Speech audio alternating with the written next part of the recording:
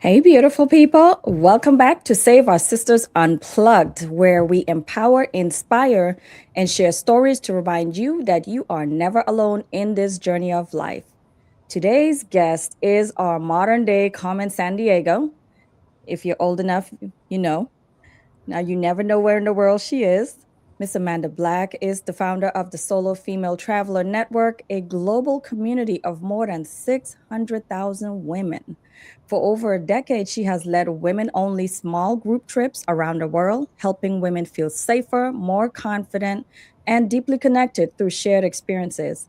A TEDx speaker on connection and community, Amanda's work explores how shared first and intentional spaces empower women to rebuild trust in themselves and in one another, especially after loss, transition, or major life changes. It is my honor to welcome Miss Amanda Black. Thank you so much for having me. What a beautiful introduction. Oh, thank you. I worked very hard on that. I could not get that wrong because just looking at your website, I'm like, oh man, I am so jealous. I cannot travel like that. Aw, Yeah, I'm a little tied down, got the 11-year-old grandson and all, the husband, all well, the things. he won't be 11 forever. And then you can take a little 12 days for yourself, I hope. 12 days. Is that the minimum number of days that you do your travel groups? About that, maybe 10. It depends. I mean, most of the destinations are pretty far away, so you don't want to Yeah, go for too much less than that. that makes sense because you're pretty much almost traveling for like a whole day to get to your destination in the first place. So yeah, that makes sense. Exactly. Well, I have a girlfriend that I texted her before this, and she is who you would love in your travel group. I mean, she has been everywhere. She has been to almost all the continents. She's already planning trips for this year. I mean, she's just got a lot going on. So let's just jump into this. Like your TEDx talk shares that the idea for Solo Female Traveler Network was born a little bit after the loss of your mother. How Hmm. did grief shape the way you began seeking connections? I think that at least for me, when I was reeling from the loss of my mom, I kind of realized that there was just nothing left to lose. There was just nothing stopping me from doing anything that I wanted. And so that didn't lead me to start a business or a community, but it did lead me to buy a one-way ticket. I actually signed up for a dive master program in Honduras. So that was my starting point. And Lovely. I went and I loved it and I just kept traveling. So I backpacked through Central America by myself. I went 3 months in India by myself and Cuba and Mexico. And yeah, so that was kind of what prompted me to start traveling that way. And I think that also at that time, I was in deep grief and I was desperate for some healing, some connection, some understanding, a little to feel a little bit less alone in the world. And fellow travelers are tend to be really deep people and we connect really quickly. So I found that on the road. And I really love that. And I want to say this, I am deeply sorry for your loss. Thank you. You're welcome. I lost my mom the day after Mother's Day last year. When we talked initially, I didn't mention it, but I completely can relate to feeling lost. This is the woman that basically taught you how to be a woman. She taught you how women connect, how they interact with each other, the sisterhood. We learn those things from our mothers at a very young age, whether just being physically taught or just being taught by watching how they move around. And so I really love the fact that you went off by yourself. And I could definitely understand that. It's like you have to go off and like ground yourself again to Yeah. try to find your way back Yeah. somehow. Yeah, absolutely. I remember feeling a lot of days where I just felt like completely untethered. Like I was floating. I just had no Hmm. reason to be anywhere, no people who really knew where I was. And when I was coming back, I just felt so, I don't like to use the word lost because Mm-hmm. I feel like I wasn't really lost, but I was more looking for something. And Mm. yeah, so it's a big deal. Losing your mom was a really big deal. Yeah, it is definitely a big deal, and it's a big gap for sure. Mhm. Big shoes to fill too sometimes. Absolutely. I'm Yeah, sorry for your loss. That's very recent. thank you. It's been a nightmare, but what can you do but try to move past it, right? And then of course travel is your crutch. So Mhm. I think that just gives you just an outlet, For sure. right? Yeah. Yeah. So you speak of shared first. Can Mhm. you explain what that means and why it creates such deep bonds between women? I learned in my travels that there was nothing that could connect me with other people as quickly as doing something new with someone else for the first time. Mhm.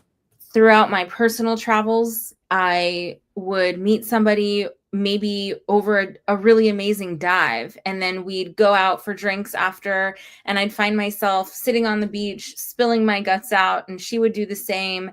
And it just is a connection that happens so quickly because I think we're totally out of our comfort zones, or we're out of our routines, and we know we don't have unlimited time with each other, and the stakes are a lot lower than when you're at home. I could leave this night and never see her again if I didn't want to. So I think that definitely creates for a more like closer connections naturally. Mhm. And I think though that connection for women especially is very important, and we can create that same kind of fast connection very quickly in our everyday lives by doing things new together, by experiencing things together, learning together, by seeing something beautiful even if it's just in our backyard together. So that's kind of the basis of what my TEDx talk was about, was just being able to recreate the travel connection in our everyday lives so that we feel connected all the time. Yeah. I definitely agree with that. Why do you believe that women connect so powerfully through experiences rather than proximity or time alone? I think that we definitely can connect to each other based on proximity or whatever, but I mean, think about when you meet somebody new who you like and you've done the small talk, you know where they're from, you've done that kind of basic. Then what? Usually, in my experience anyway, we maybe meet for coffee and we spend an hour probably continuing a little bit of the small talk. And then maybe in 2 weeks, we'll meet again for something else. Like it's just so slow. And Yeah. we feel like we have all the time in the world. And we're kind of doing these activities that are easy, like getting coffee, maybe going for a walk, maybe meeting for a drink, having dinner, but that it doesn't change your input. It doesn't put you together experiencing something new, learning something different. I mean, think about in our lifetimes, when are our best friendships made? They're like in school, they're doing It's true. something for the first time, and we're doing it together, and we have the proximity, we have the time, we have the shared first experiences. So that's why I think it's really important for women, especially and anybody, but especially women, to be able to bond that way and put this intention behind our relationships. I definitely agree with that. Because just the way you said in your example there, if you're going out for coffee, it's a longer process. Whereas if you're on a trip, it's an accelerated process. You may be scared together, you may be doing it scared, but you're doing it with someone else and you immediately bond over that experience. And then you can talk about, you're on the trip for about 12 days with this person. You can talk about it. You're in close proximity. You're going through everything together, those first that you spoke of. I Mhm. Yeah, I think it's better to do that. Now you're gonna make me get a group together. Amanda, don't do it. Because my friend Jessica, she's like, "Oh yeah, I'm going to Paris this year." She just came back from Japan. Uh-huh. So she travels like 3 or 4 times a year. She came back from Japan. I think she did Kenya.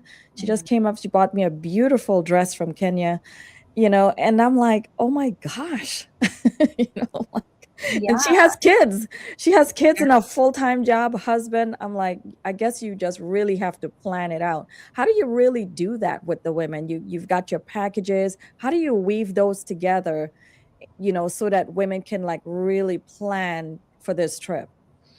So our destinations and experiences are specialized in places and things that are perceived as less safe or less logistically possible for a solo female traveler. That's the first thing that I look for or consider when I'm putting tours together, because anybody can go to, let's say, Greece or Portugal, Mhm. for example, is an easy place to travel solo. So I'm looking for those destinations that will be able to put our travelers a little bit outside of their comfort zone, but around the safe, like with the safety net of knowing that we've got it sorted, we've got your back. And so our destinations are places like, we do go to Bali and we do go to Japan because they're incredible places, but we also go to Mongolia and Kyrgyzstan, and we go to mainland Ecuador and Uganda and other like different types of places rather than Mhm. what's on the beaten path. So, yeah, I think that, yeah. So why off the beaten path?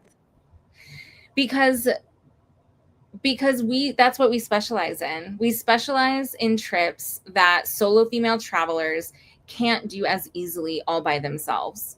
So Okay, so that's you can just the whole find, thing of it. Okay. yeah, and you can find like loads of travel companies that go to, let's just keep with the same examples, like Portugal or Greece, right? And it's not Mhm. that we will never release those kinds of destinations. We do have some, like I said, Japan and Bali, places like that. We do Kenya and Tanzania, which are popular destinations.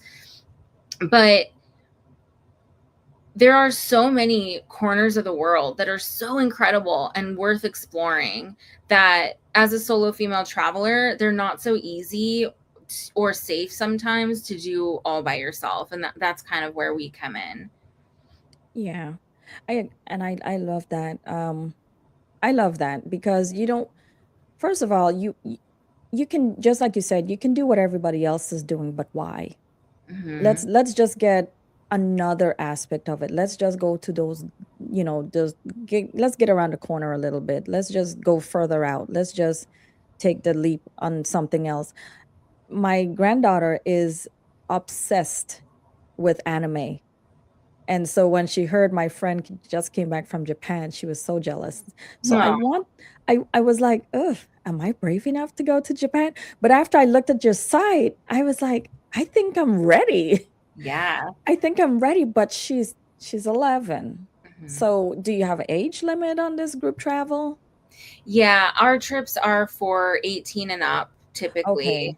Yeah, Okay. we just don't have the tools or honestly the skills. I wouldn't even really know what an 11-year-old wants to do, to be honest. I don't have kids myself. So, yeah, we're not for families. We do have mothers and daughters sometimes, and like, everyone's over 18, or like cousins or sisters or whatever, Okay. and friends. That's totally, Mm-hmm. they're so welcome. But yeah, there are other travel companies if you want to go with like with kids. So, but when she turns 18, we're here and we're happy to welcome you. Well, we'll check you out in about 7 years, or we'll just have to take her on her own because she's already taught herself Japanese. Awesome. She's really into everything, and I'm so proud of her. I just see her just sitting there saying Japanese, and I'm like, wow, you Oh, you really taught yourself this. And she's like committed. She wants to go to UCLA. She wants to study animation. She wants to, do the comics and all the drawings and everything. I was like, wow. Okay, she at 11, she's already got her life planned out, so she might be backpacking sooner than we think. That's awesome. So, how do you keep the travelers safe? Do you have like a guide with you, or Mhm. how does Yeah, that so work? all of our tours have a full-time, mostly almost all of our guides are female, not always. A female guide that's with you all the time from every moment of the day. They are there for you.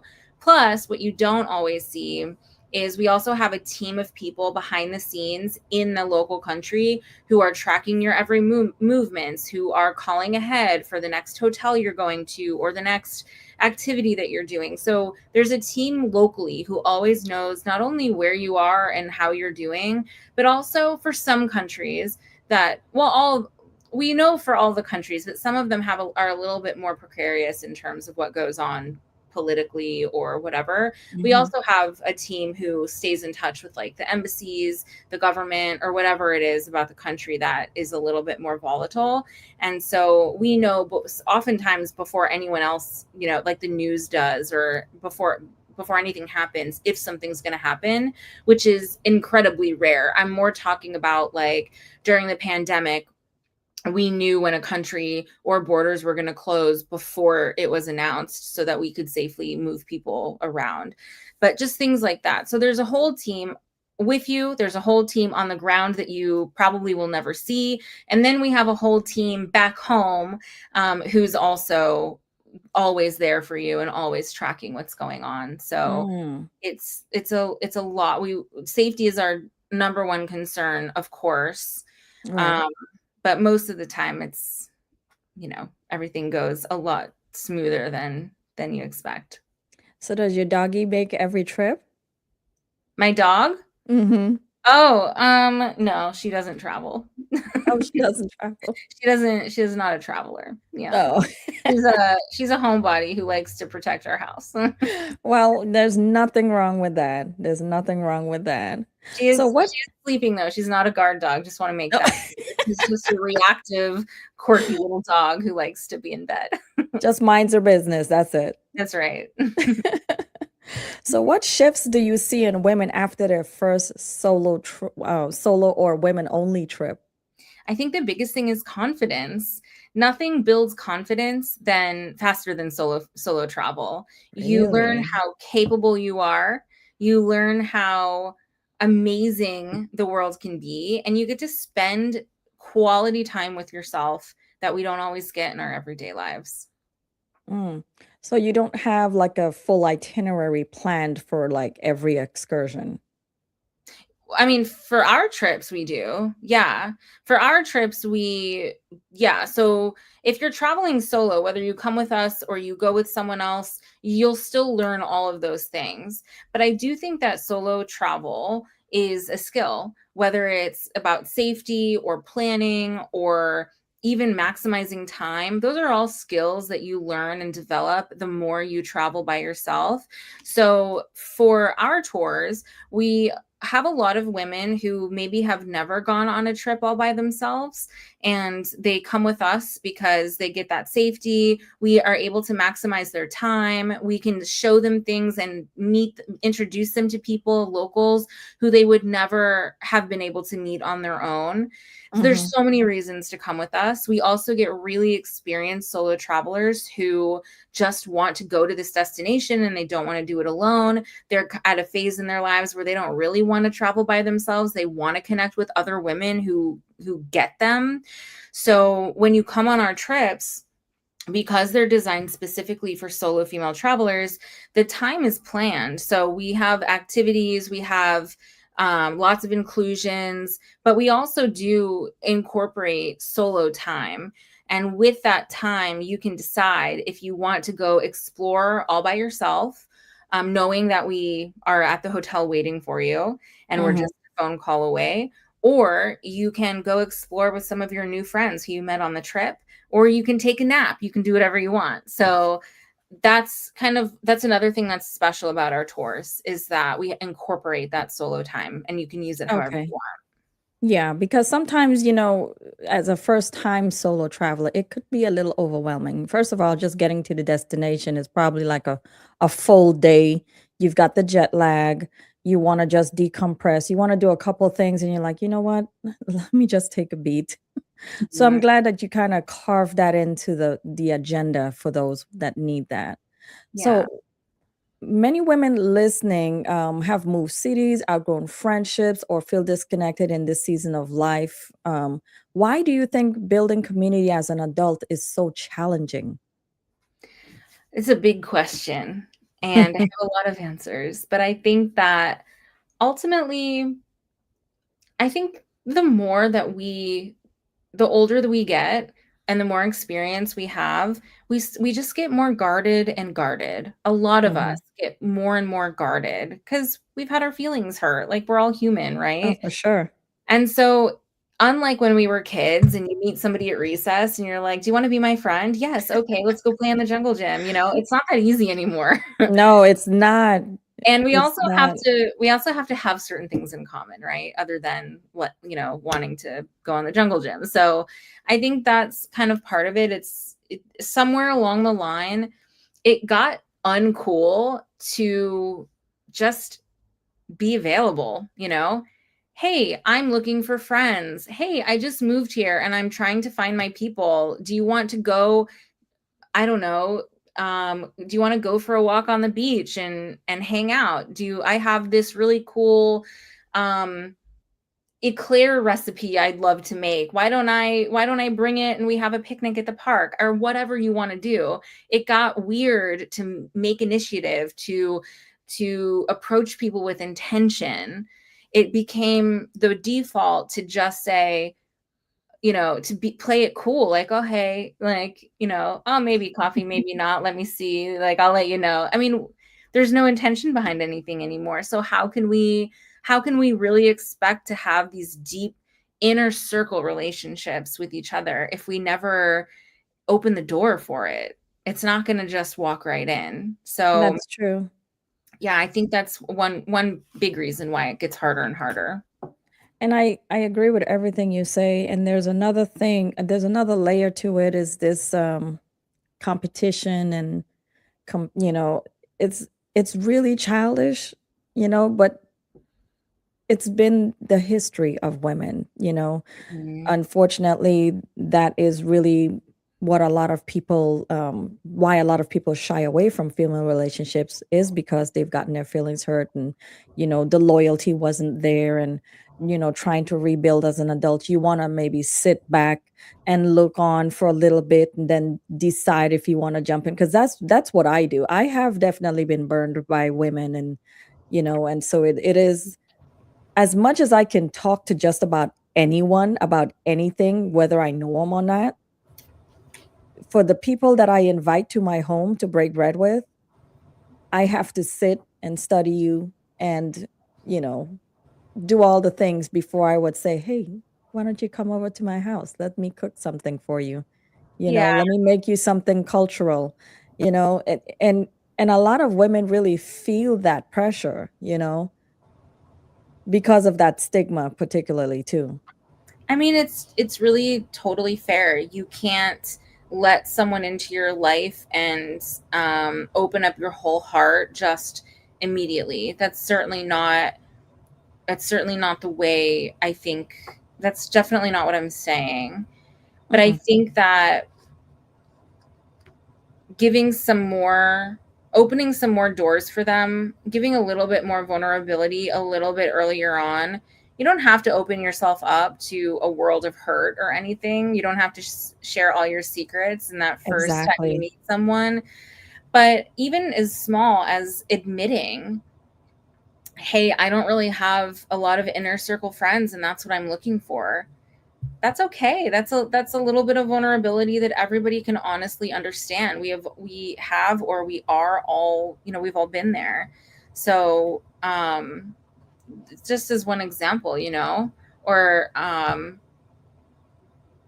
just doing things with each other that are more interesting, learning together, growing together, all of those things that we talked about a little bit ago, doing those things with each other earlier on breaking out of the routine earlier on, those will set you up to get to know somebody a lot faster than a bunch of coffee dates, because you can see somebody when, for example, I'm taking a pottery class right now. I'm really bad at pottery. Like, and I can see in myself, I get a little frustrated sometimes when I ruin a piece. I'm like, oh man. But like, when you do those kinds of things with other people, you can also see their temperaments. Are they Yeah. throwing a fit and like throwing the clay across the room when they are angry? Okay, so maybe they're not your people. Like, or maybe or maybe they are, really kind to the instructor even when they're very frustrated. That's a green flag for me. So, doing those things can help you get to know somebody a lot faster as well.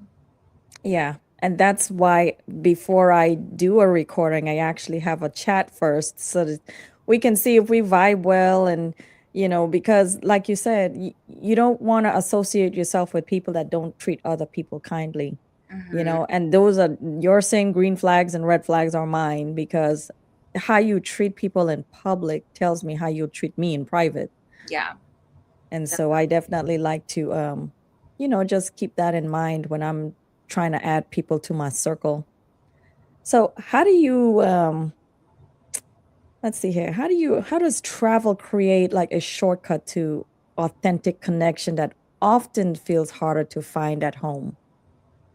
Well, I think it's everything that we just spoke about, really. I mean, when we're at Okay. home, we're stuck in our routines. We don't have time for things. We say, "Yeah, maybe I'll be there, maybe not. I'll let you know the day of, or I'll show up or I won't." Or we tend to look at our social lives sometimes as events, not people. Yes, I'll go to that event. No, I won't go to that event. Instead of saying, "You know what? I really enjoyed meeting this person. I'm going to invite them to hang out with me one on one."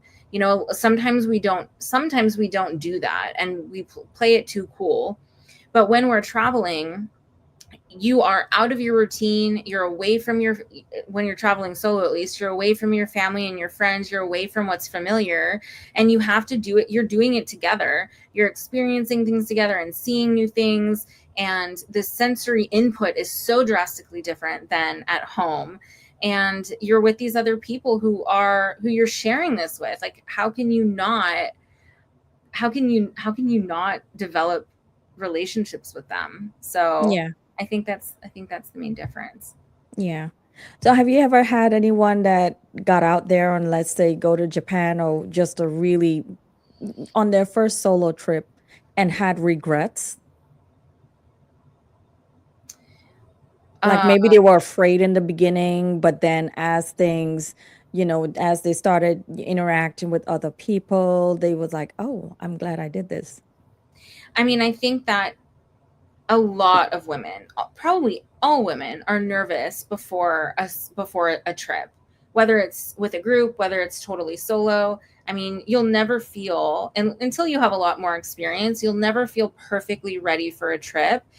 So that's why, my advice is always like, just go, like, just go. It's never going to feel perfect. And when you get there, I don't think I've ever had a woman go on a trip and be like, oh man, I wish I didn't go. Like, I've never heard that. I've never experienced that. Well, not that she wasn't having fun, but Mhm. maybe she was like had anxiety about it or Yeah, I have seen, in my Facebook group, which is over 500,000 members, who it's only for solo female travelers. So a lot of them do talk about, they'll be traveling somewhere and they'll post in the group, "Oh my gosh, I'm in this beautiful place, but I feel so sad," or "I'm yeah. so lonely," or "I'm so scared," or, those things definitely come up. But Mhm. it's also it's also the experience when you go totally alone. That's when you learn yourself. That's when you really meet yourself. Yeah. How are you going to respond when you feel really lonely in a foreign country? Are you going to go out and meet people at a hostel, or are you going to go have a drink and maybe dance with some locals, or whatever makes you happy? Are you going to sign up for a tour, or are you going to cry in your hotel room? And neither of those, one is obviously healthier than the other, but it is also just data. So even if you go on a trip, and even if you carry those feelings that you have at home into the other country, and it's not solving your problems, because travel doesn't solve your problems. It's still data for you, and Right. it's up to you to, like, grow from it or not. Oh. Pick a struggle, as I always say. Mhm. Pick a struggle. So you've been in this business for quite some time now. So what lessons did running a women-only global company teach you about creating emotionally safe spaces? I think at the end of the day, all of us just want to feel seen and heard and included. So I really believe in leading with inclusivity and benefit of the doubt and a little vulnerability. I think when we treat each other that way, that's exactly what we get back. And that's when really great community forms quickly. So I think that's my biggest lesson from going group after group with women and building communities around the world, is just treat people right off the bat the way you want to be treated and the way that you want your community in your life to exist. For sure. I agree. Well said. When I travel, I like to shop and I like to eat. Hmm. So this outfit is an Indian inspired outfit, but I just fell in love with it. I went home. I'm from the Virgin Islands, so home for me is there. So there's beaches, there's food. I mean, I have everything that I need in one package. So when I go there, that's what I really like to do. What is it that you like to do the most when you travel? Like, are there places or like, are there things that you have to have when you go to certain places? I think it just depends on what I'm in the mood for, right? Like, I do love to go to countries and get super immersed in whatever their culture is. So Right. finding, invitations into their homes for dinner, or going to festivals in far-flung corners of the world. Those are some of my best memories of travel, is doing things like that. I also love to eat and shop and lay on a beach sometimes. Or, I love to go diving. I love to learn something new in a different country. So I think, and some people, I'm not a big outdoors adventure kind of person. I don't really love hiking. I don't really love camping, but, I Really? don't, I know, but other people do. Like I definitely love to camp. I love to hike, I love to camp. I like to go on excursions with my husband. I always say vacation Ivan is a different person, but I like going on different places and just having those firsts with him. So maybe is there a segue for like a couples travel group? I mean, I think that there are a lot of companies that offer, things that are good for couples. I don't think it's exclusively couples, but I mean, yeah, there are couples organized tours if that's what you're looking for.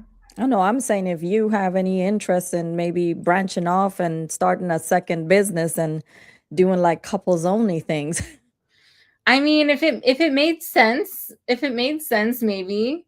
I don't You know if think that there's no market for it? I don't know that couples need couples only trips. I mean, Hey, couples are there to be with each other, right? So they can go on a group trip and make friends maybe, and also just be with each other. But I don't know, maybe I'm wrong. I mean, I don't know.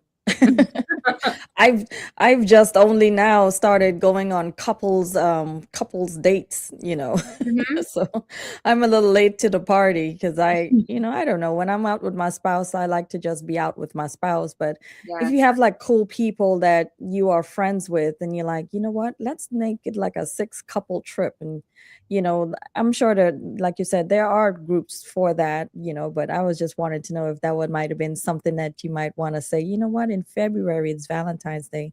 Maybe we'll do a trip, somewhere romantic and have some excursions and something out on a big yacht or something. Sounds beautiful, but I don't think I'm the one who's going to organize it. You're like, listen, lady, my plate is full. Okay. Don't add nothing else. So where's the best place that you've traveled to? Oh man, I don't know. There's so many. I think some highlights for me. I really, really loved India. I've Mm, been since my first trip. I've been a few times. I think India is a great place when you're looking for just to be completely thrown out of your comfort zone and looking for transformation and gratitude and a lot of inspiration.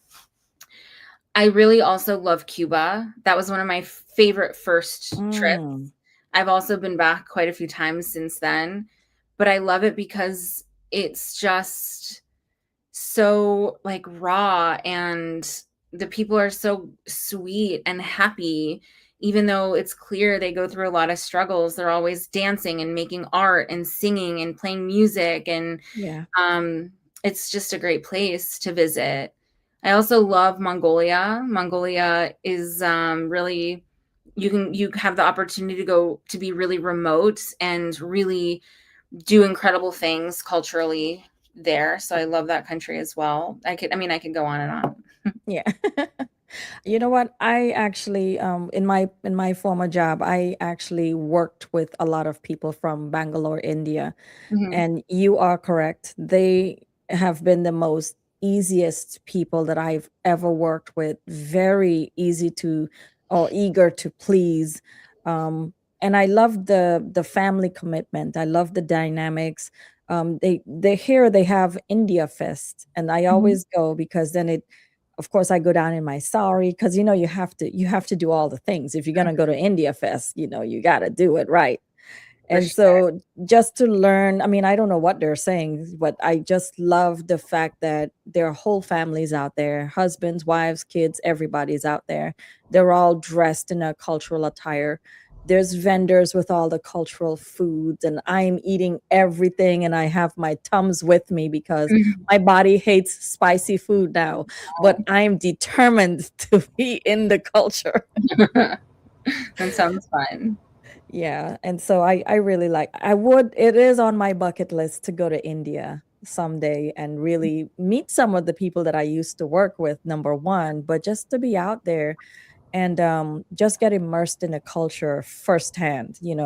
I've had some of my coworkers send stuff back for me, so bangles, jewelry, trinkets, and I still have like a couple elephants from like 3 business units ago, you Mhm. know, that I still have today, and very, very nice people, but definitely on my bucket list for sure.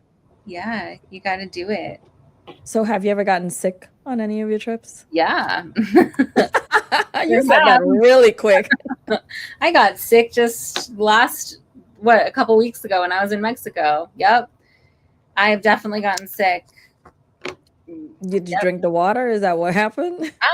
No, I think it's usually the food. Oh, really? Yeah, I mean, sometimes I've definitely taken food risks in some countries. And I'm a vegetarian, so automatically my risk is a lot lower. But Mhm. I remember in India I had a really sweet, sweet, sweet, sweet driver who this was like in the northern India, right by Nepal, and it was very remote, and he spoke no English and I spoke nothing of his language. And he drove me around and he wanted me to have such a good time, so he stopped at like a roadside place that sold this local food, and it was vegetarian, but there was no running water and no electricity, so no refrigeration, and they Oh, they cooked it kind of on the floor. It was definitely not by our standards that clean, a but I was risk like, for sure.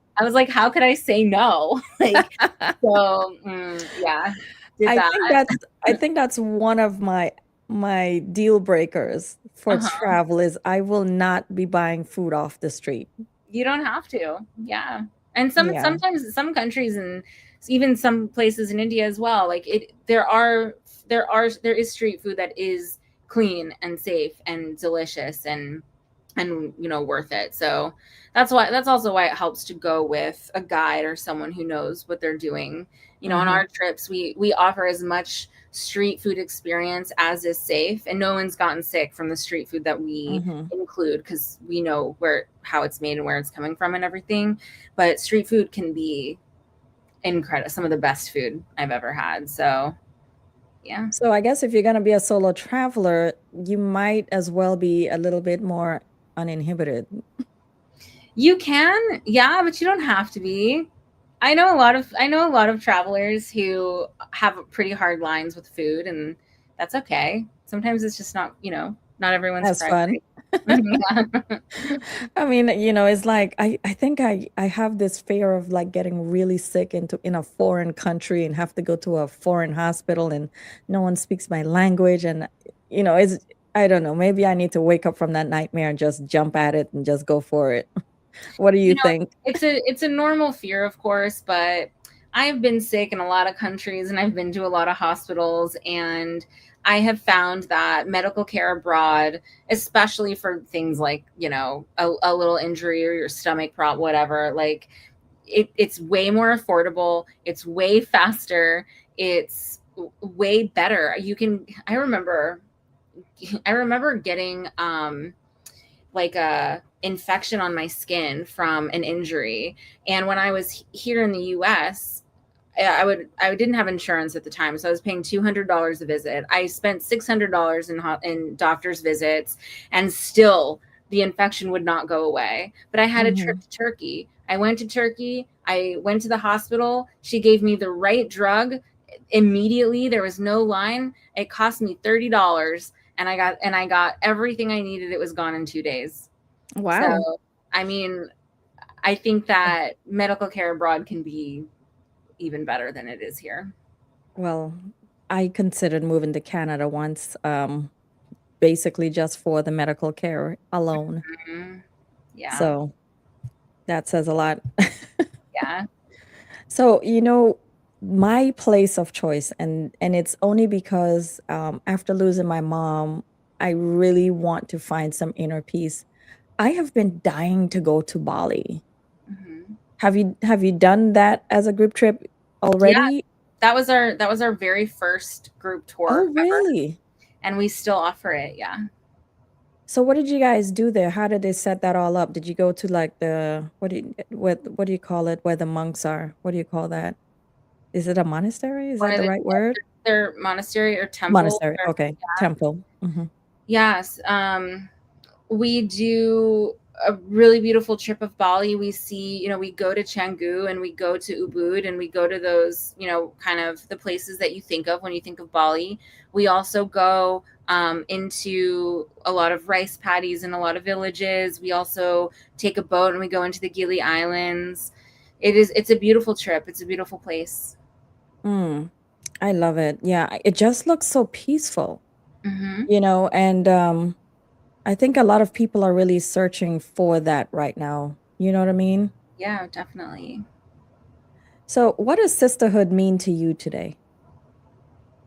I think sisterhood is giving each other the benefit of the doubt, supporting each other's dreams, offering our time when we have it, and to other women when they need it, whether it's an ear to listen to them, a shoulder for them to cry on, whether it's advice in their goals or businesses or lives. I think sisterhood is being supportive and kind to one another, even when we don't know each other. Yeah, I love that.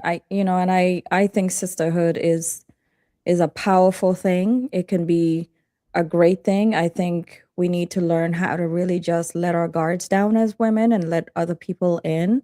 Hmm. But I think each of us needs to hold ourselves accountable for actually really creating that space for women to feel like we can be approached for friendship.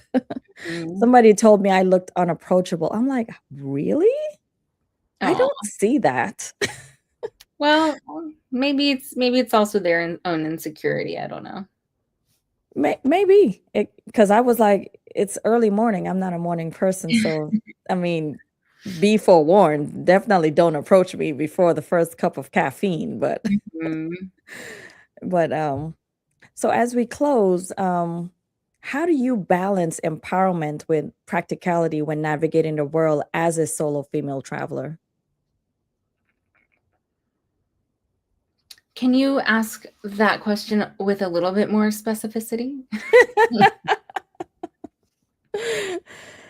Like, let's say you're on this trip with this group of women and they're first time solo travelers and they're like a little bit squeamish and how do you empower them to just really let go and enjoy themselves and just be free and be in the moment? I think at first it's really about making them feel very protected and very seen and heard and confident in our ability to keep them safe and to keep things, to honor our word. If we say a drive is 2 hours, then, it, making sure that's accurate and it's not actually 4 or something, like keeping our word to them. And Mhm. then once they feel safe, and if it seems like they are at all interested in growing from this trip, if that's a goal of theirs, then we might sort of like push them gently out the nest just a little bit if they want it. Like, okay, so we have solo time this afternoon. Maybe, if you walk this route through this part of the city or this neighborhood, this cafe, here are the directions, go have fun. We might try to encourage them to do a little bit of that. And the purpose is for them to feel confident. We want them to build that confidence with themselves, navigating the world and keeping themselves safe and being open to the possibility of the world, not the fear. So those are the kinds of things that we do. And at the end of the day, we're all together. We're all one big travel family. And you come back and you share stories and you laugh and you drink wine if you want, and like, have great food. And so we try to achieve that balance and make everybody feel cared for. That sounds really good. And you're actually really encouraging me to take a solo travel. And after the couple of years that I've had, because not only did I lose my mom, but I also I'm fighting for guardianship of my dad. And that I have learned so much in that whole process makes me think I want to reevaluate my entire life right now and do some things different, but I need a reset. So you've kind of convinced me that I can do a solo trip Oh, I'm glad because you can. my number one thing is safety, Hmm. and being in other countries. I have not been out of the country, like out. Okay. Like Hmm. I was born in St. Thomas and then America is out of the country for me, you know. Yeah. So I haven't really gone abroad. Of course we were supposed to go to Canada and go to um, the falls for a honeymoon, but COVID happened and we hadn't been back yet. But that is still the plan. But that's still like a safe, little baby country. So, you know, what advice do you give women who want to travel solo, but they're afraid of unsure where to begin? I would reframe. I would reframe a little bit. So, a lot Mm, of times we think of travel in terms of safe, unsafe. And that's not true. There are some okay. places that are definitely perceived as less safe or more safe, especially for women. But keeping yourself safe and being able to navigate a new place is a skill. It's really just a skill. So if you're somebody who hasn't done very much of it and you don't have confidence in your skill level traveling solo, then start smaller. You don't have to go backpack India for your very first trip abroad. You can instead choose a country like Portugal or Greece, like our examples from earlier, that Hmm. are more on the beaten path, that are easier to navigate, where a lot of people, not everyone, speaks English. Um, Right. and then if that feels like too much, then pick just a different state. Go explore a different state by yourself, or a neighbor, or depending on where you live, like a neighboring country. And if that still feels like too much, that's okay. Go on a weekend trip by yourself. Do a little road trip and stay somewhere just for the weekend. or just Yeah. for the day. And if you need to start smaller, go to the movies by yourself, go to a cafe by yourself, have dinner by yourself. So I think just kind of matching your skill set to the destination or the experience that you're going to choose is really important. And as you build that skill, you'll feel more and more comfortable going anywhere in the world. I agree. So I'm on to something with maybe trying out Canada, just taking the 9 hour drive, going to Canada, seeing the falls, seeing how that is, because I really want to go to Africa. I really want to go to India. I wanted to go to Australia, but I've learned that they have a spider season. So that's a no for me. And so, just so you're saying just baby steps. Just be Yeah. patient with yourself. Just don't take Yep. big leaps and bounds. Just take Yeah. your time, Do map what it you out, see how you feel. do Because what you those want. I'm sorry? Like, do what you want.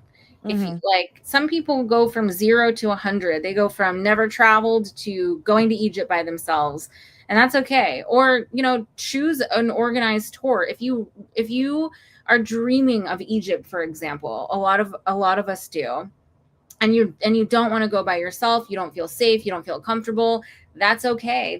You can come with us, and we have beautiful trips with fellow solo female travelers, and we'll keep you totally safe and show you all the best parts. So, there's a lot of different ways to experience the world, and matching it to your skill level, matching it to your finances, matching it to the time that you have off. All of that is possible.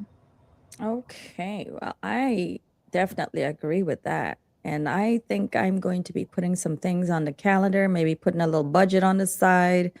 You might see me on one of your solo trips because I you've would got love me that. convinced that I can do it because I think my problem is, oh my God, if I take like a 20-hour plane ride, if I go to sleep, wake up, go to sleep and wake up and I'm still in the air, am I going to freak out? You'll be Am okay. I going to be meeting the air marshal? you Aw. know?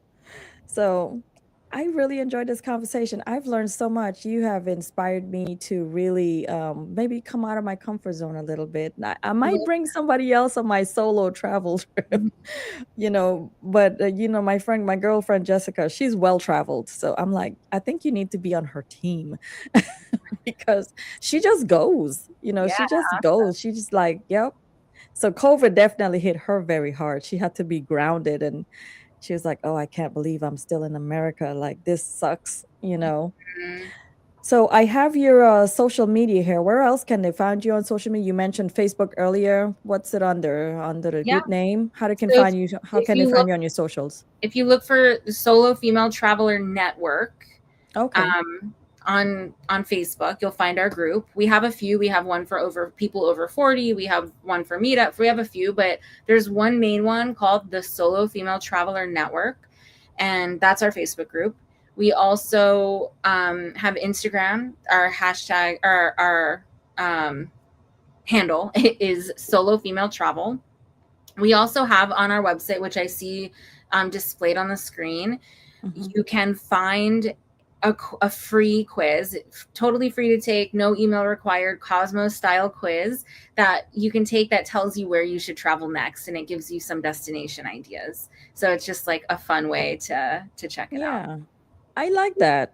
I'm gonna go take the quiz. I want to see what it's gonna say. If it says I have to go to St. Thomas, I'm like, I've already been there.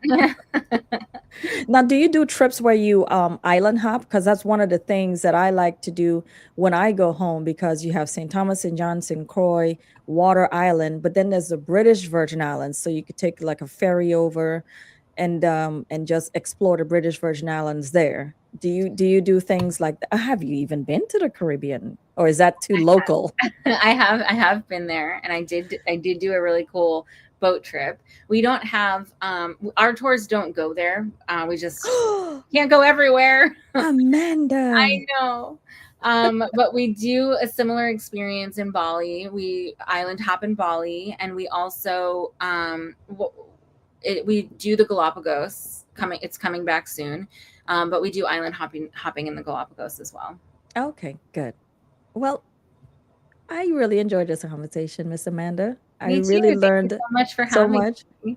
Yes, and I was so excited. I was like, I cannot mess this up. I was set up for a while. I'm like, okay, I got to make sure I Aw. wear my, I got to make sure I'm ready because I'm really interested in this topic. And thank you so much for reaching out. I really appreciate you educating me, educating the listeners, because I think a lot of women do worry about being safe in other countries, especially like, let's say you're going over to maybe a religious country where women are looked at as less than, you want them to know how to be safe in those areas and what to do, if something comes up. So do you have like a last tip for anyone that's going anywhere, how to make sure that they are safe even if they're not going on like a group trip, like if they're going on a solo travel but not perhaps like with a group like yours? I would say before you leave, connect. So you can join our Facebook group, which is free, and we have over 500,000 members in there. So if you post something like, hey, I'm going to Morocco, for example, how should I dress? Do I have to dress modestly? Do I have to cover my elbows, or like whatever your questions are? And you'll get answers from women who have actually been there. So you'll get answers that are Hmm. better than any guidebook, and you'll get a lot of different opinions too, so you can kind of weigh, like, you can kind of also make some judgment calls for yourself as well. So, and if you are in a destination and something goes wrong and you don't know how to handle it, you can pop into the Facebook group, and there will be women very quickly who will answer and help you. We've seen that a million times. So that would be my first and best piece of travel advice. If you're traveling totally solo, connect with people online. I have one more question, and this is just my personal question. Anywhere that you're going that's really international, is it rule of thumb to connect with the embassy, the US embassy? I have never done that. And Oh, everywhere I've ever been, I have never done that. And I've oh, been to some okay. places. So, I mean, yeah, if that makes you feel comfortable, do it, but I don't think that's something that most travelers do. Okay. Well, all right. Because like I said, my thing was safety. So I was like, if they know I'm there and anything happens, then they're like, well, she checked in there. So we don't know where Well, she went after that, but they probably won't make sure you get home okay. But what you can do is get the emergency number for the embassy, so that if something did happen to you in a country, you would at least already have that phone number, and you could call them and get help if you needed. perfect. Thank you so much. This has been such a wonderful conversation. And I would like to invite you back on because I might be on your next trip. You just That never would be know. amazing. I'd love that. All right. Well, thank you everybody for tuning in today. And just remember, if you're going to go solo, please call Miss Amanda. She's got the hookup. Thank you so much. Oh, you're welcome. Well, thank you everybody for tuning in, and we will talk soon. Peace and blessings.